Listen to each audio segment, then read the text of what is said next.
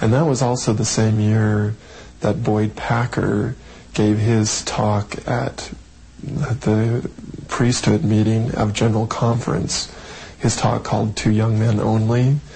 And even though I don't remember hearing the talk, it was made into a pamphlet, and I was given the pamphlet. And that describes the evils of masturbation, and then he goes into, he never uses the word homosexuality, but he calls it physical mischief between men. The bishop found out, that I had returned unsuccessfully or whatever, but he kept me in weekly counseling sessions where I would have to meet with him on a weekly basis and report what I was doing, how I was feeling sexually, what my fantasies were about, what I was daydreaming about, what I wanted to do, what I had done, because I had been very sexual as a child. And although at that point in my life the only thing I was doing was masturbating, but I was having homosexual fantasies while masturbating. And in Spencer Kimball's book, The Miracle of Forgiveness, he states that masturbation leads to homosexuality. And so the bishop, going on that information, said, well, you have to stop masturbating. And the only way, the way that we figured out to do that was I had to create this chart on a piece of paper with all the days of the month on it.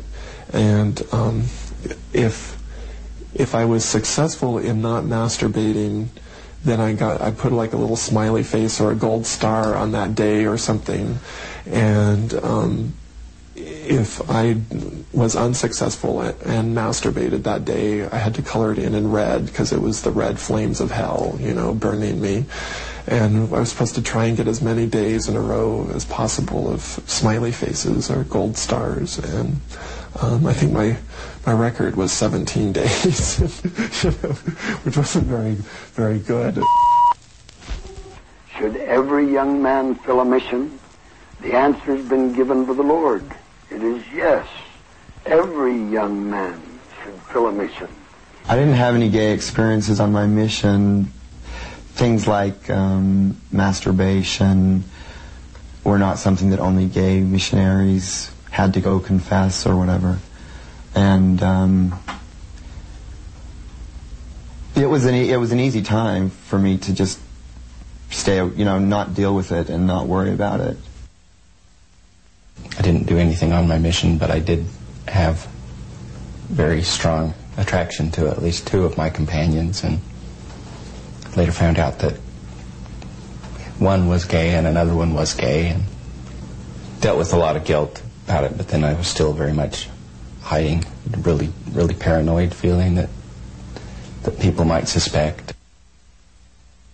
All the mission rules are about you can't touch the opposite sex except to shake hands, no hugging, no nothing, you can't go out, you can't socialize with the opposite sex.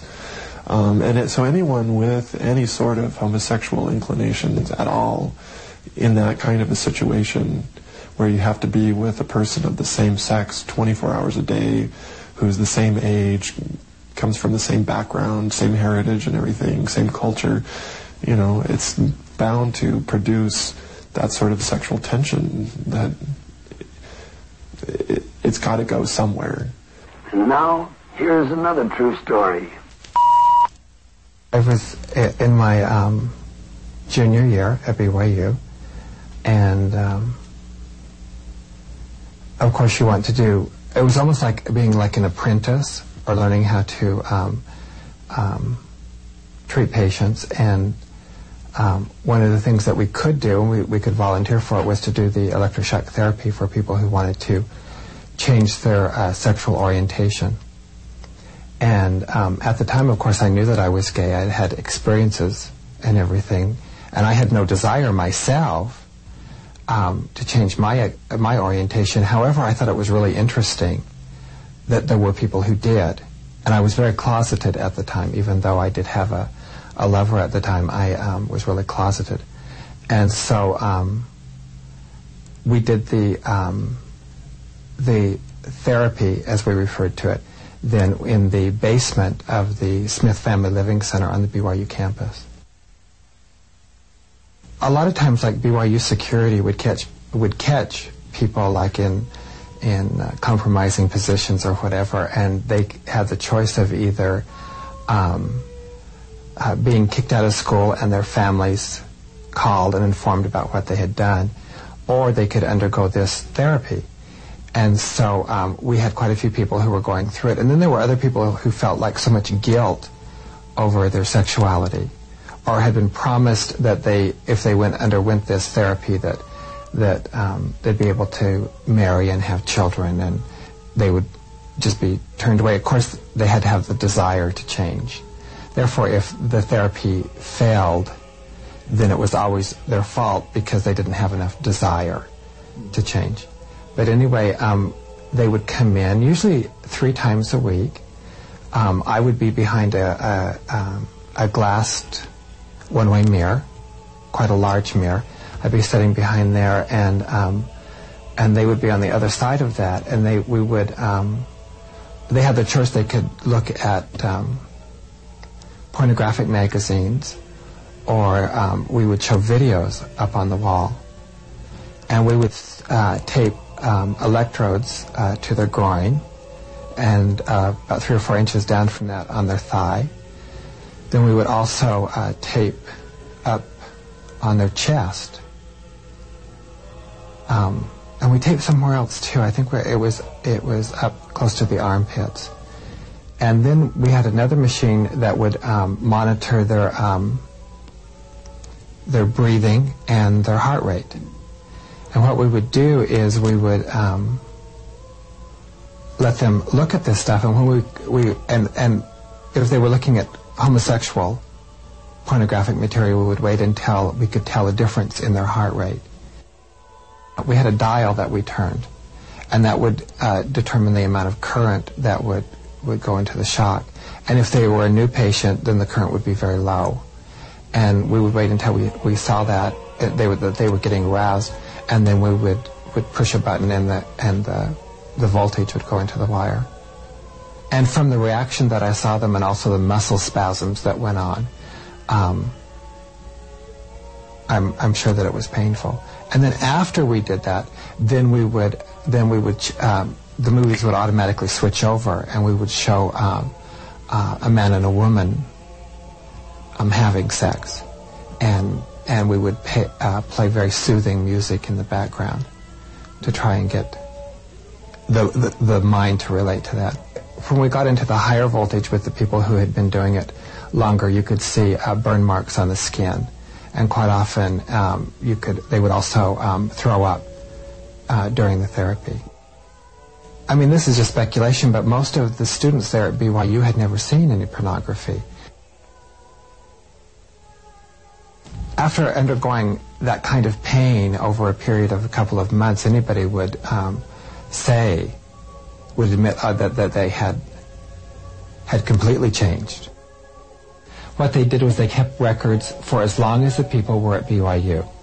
And then after they left BYU, there was no records kept to see what kind of success rate they had had. And so, and the statistics from just the BYU, I mean, these people were lying. They were desperate to get their degree and to get out of that situation. They had been blackmailed into that situation in the first place. We did have some people who became completely asexual after undergoing the therapy. But no, we never changed anyone from gay to straight. This is the way it must happen. This is the way it will happen. I first went through about 1.5 years of seeing a counselor that was not aversion therapy, but it seemed really pointless to me because all we did was sit and talk and there was nothing happening. So I said that I'd heard there were other kinds of therapy, the aversion kind of therapy, shock therapy and stuff, and I asked him about that, and he referred me to another doctor, also LDS, but in private practice, that was doing something on the order of what I guess they were doing at BYU, except the things they were doing there sounded a lot scarier. This doctor was, I don't know if I'm supposed to say that, was Dr. Card, When I saw him, he was calling it a form of biofeedback, and it did involve shocking, but the patient held the button themselves, and so the patient was able to shock themselves. The electricity had a level on it which you could set yourself, and he didn't really interfere with what I was doing, but I always kept it very low or moderately low. He indicated that if you really wanted to change, you would set the electricity higher or something. And it really, I think, scientifically is a bogus procedure. Basically, it was the same effect as a cold shower. You were starting to get aroused, and you just had some other kind of stimulus that made you think about something else for a while, so the arousal